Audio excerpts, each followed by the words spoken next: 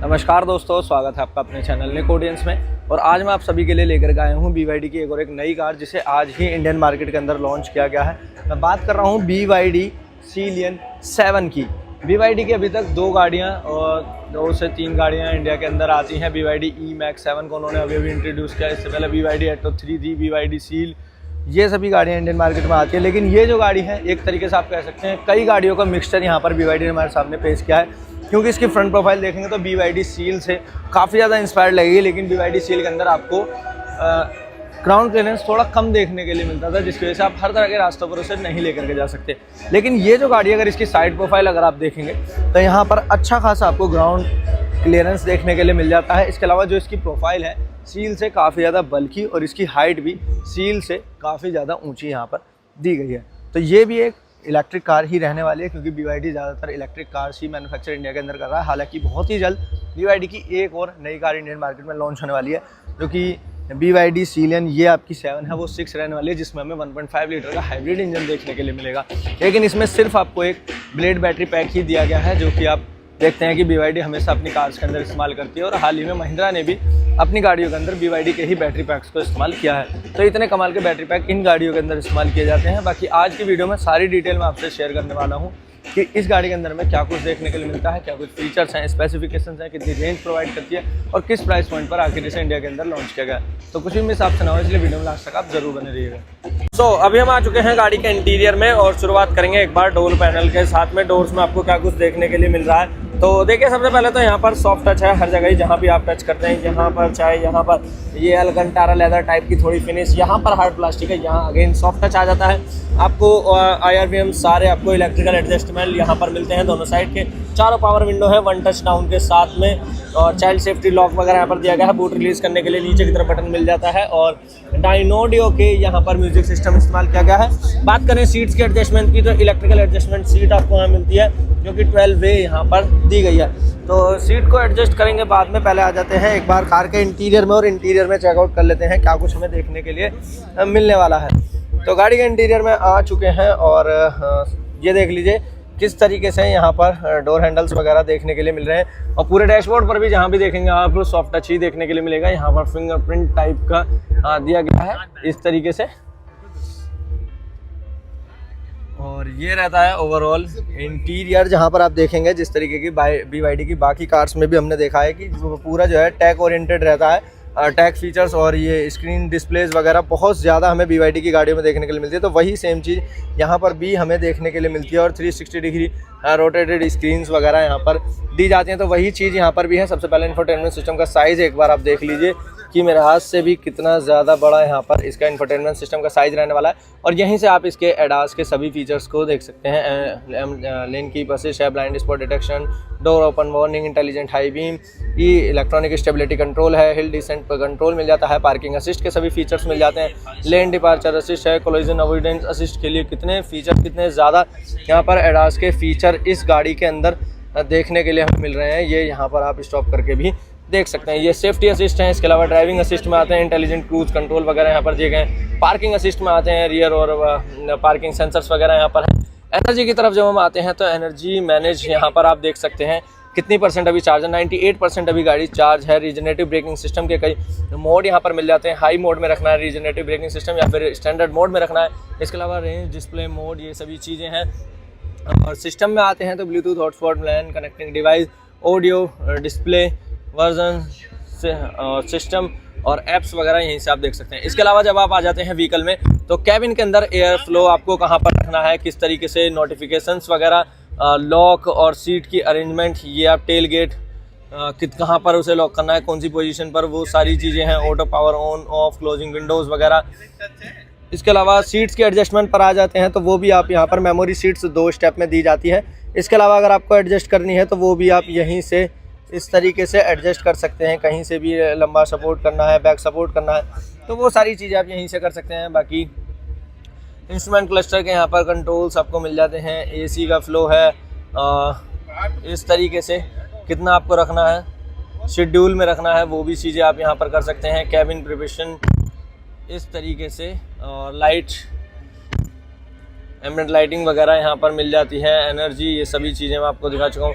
तो यहाँ ये कुछ आपको इसमें देखने के लिए ओवरऑल व्हीकल में मिलने वाला है। और नीचे आपको कुछ शॉर्टकट कीज़ भी यहाँ पर दिए गए इंफोटेनमेंट सिस्टम में, जहाँ से आप इसे होम में म्यूज़िक वगैरह अगर आपको ऑन ऑफ करना है, ये सब चीज़ें। तो ज़्यादातर जो BYD की कार्स में है इंफोटेनमेंट सिस्टम से ही ज़्यादातर फीचर्स को आप यहीं से एक्सेस कर सकते हैं, कोई भी ज़रूरत नहीं है मैनुअल कीज़ को करने के लिए। बाकी ओवरऑल डिस्प्ले में जो मैं देख पा रहा हूँ पूरा आपको वहाँ तक दी गई है, पैसेंजर तक के लिए आपको फुली डिस्प्ले मिलती है। और यहाँ पर अगर बात करें इंस्ट्रूमेंट क्लस्टर की, तो ये रहता है इंस्ट्रूमेंट क्लस्टर का साइज़, जहाँ पर आपको टायर प्रेशर मॉनिटराइजेशन, एडास के सभी फीचर्स और सीट बेल्ट वार्निंग, ये सभी चीज़ें देखने के लिए मिलती हैं। एयर प्योरीफायर, व्हीकल सेटिंग, यहाँ पर एम्बेड लाइटिंग वगैरह, ट्रंक वगैरह ओपन करना है, सभी चीज़ें भाई साहब आप गाड़ी के अंदर से ही यहाँ से कर सकते हैं। रोटेट करना है स्क्रीन को, तो BYD की सभी गाड़ियों की तरह इसमें भी आप इसकी स्क्रीन को 360 डिग्री रोटेट कर सकते हैं। ये तो हमें BYD की छोटी से लेकर बड़ी गाड़ियों सभी के अंदर देखने के लिए मिलता ही है। बाकी बात करें RVM की, तो ये डे नाइट वाले इलेक्ट्रिकल रहने वाले हैं। ऊपर की तरफ आपको कैबिन लाइट्स वगैरह देखने के लिए मिलेंगी।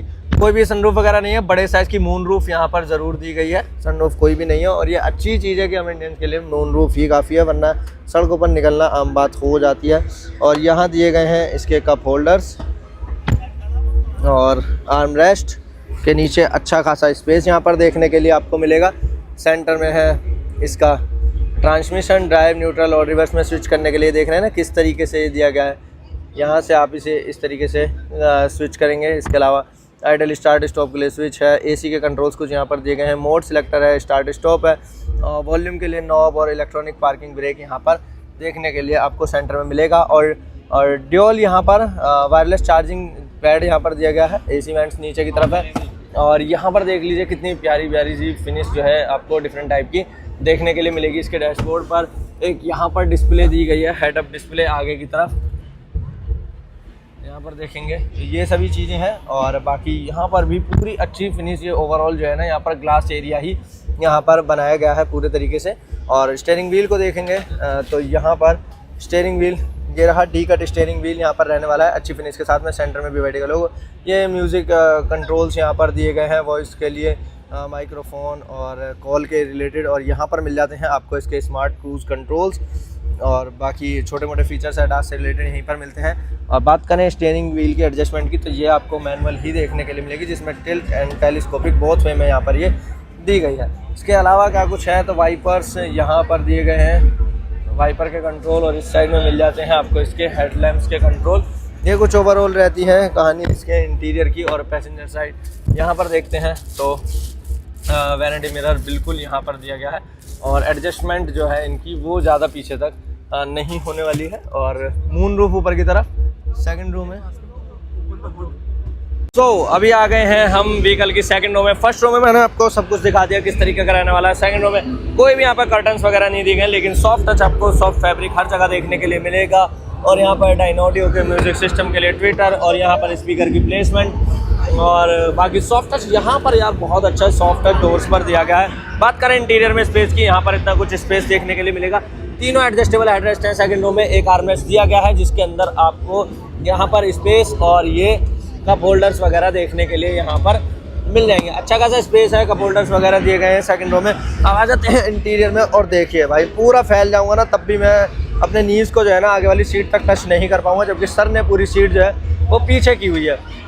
तो ये बेनिफिट होता है अगर आप एक लॉन्ग लेंथ वाली गाड़ी को परचेज़ करते हैं। तो ये सब चीज़ें हैं। बाकी कर्टन्स में एयरबैग, ऊपर की तरफ यहाँ पर भी लाइट्स वगैरह आपको देखने के लिए मिलेंगी, कैबिन लाइट्स, और ये सॉफ्ट क्लोजिंग बिल्कुल यहाँ पर दी गई है। मैगजीन होल्डर्स वगैरह हैं। और बाकी रियर में AC वेंट आपको सेंटर में देखने के लिए मिल जाएंगे। नीचे की तरफ एक टाइप सी पोर्ट, एक USB पोर्ट आपको देखने के लिए मिलेगा। और बाकी क्या कुछ है सेकंड रो में देख लीजिए। फर्स्ट रो का नज़ारा क्या कुछ रहता है सेकंड रो से, और सेकंड रो में यहाँ पर ये इस तरीके का ओवरऑल नज़ारा रहने वाला है। मतलब यह है कि बहुत अच्छी विड्थ है, बहुत अच्छी लेंथ है व्हीकल की। तो आपको और रूफ भी एक बार मैं दिखा देता हूँ, रुकिए। यहाँ पर अभी आप देख सकते हैं कि मैं बैठा हुआ हूँ इसके अंदर, और कितना मेरे पास हेडरूम है, 6 फीट का राउंड मेरी हाइट है। लेकिन क्या है कि यहाँ पर जब आप इसकी मून रूफ को देखेंगे, तो मून रूफ होने के बावजूद भी यहाँ पर इसके रूफ को जो है ज़्यादा नीचे नहीं लाया गया, जिसकी वजह से इनफ यहाँ पर मेरे पास हेडरूम अभी भी बच रहा है। जबकि मैं पूरा स्ट्रेट होकर भी बैठता हूँ, ये देखिए। उसके बाद भी मेरा हेड ऊपर बिल्कुल भी टच होने की कोई भी शिकायत नहीं है, जो कि बहुत इस सेगमेंट की गाड़ियों में हमने देखा है पहले भी। और बाकी जो सीट्स हैं ये भी बहुत ज़्यादा, इनका रिक्लाइन एंगल मुझे अच्छा लगा जिस तरीके से दिया गया है।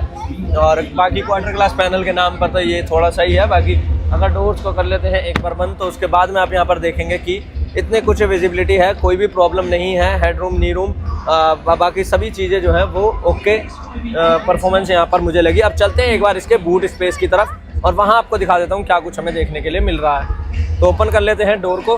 तो अभी ओपन कर लिया है हमने इसके बूट को और बूट में देख लेते हैं क्या कुछ नज़ारा यहाँ पर है। सबसे पहले तो देखिए इलेक्ट्रिकल टेल गेट है, सिर्फ सिंगल प्रेस के साथ में लॉक या अनलॉक कर सकते हैं। जैसे कि मैंने दिखाया था, ड्राइवर साइड में आपको डोर पर ही बटन मिलता है जिससे आप इसे अनलॉक कर सकते हैं। इसके बाद में एक मिनट और यहाँ पर बूट को देखेंगे तो यहाँ पर फ्लैट बूट है, थोड़ा सा ही डीप यहाँ पर ये रहता है, जिसके बाद में थोड़ा सा स्पेस वगैरह यहाँ पर आपको ज़रूर देखने के लिए मिलता है।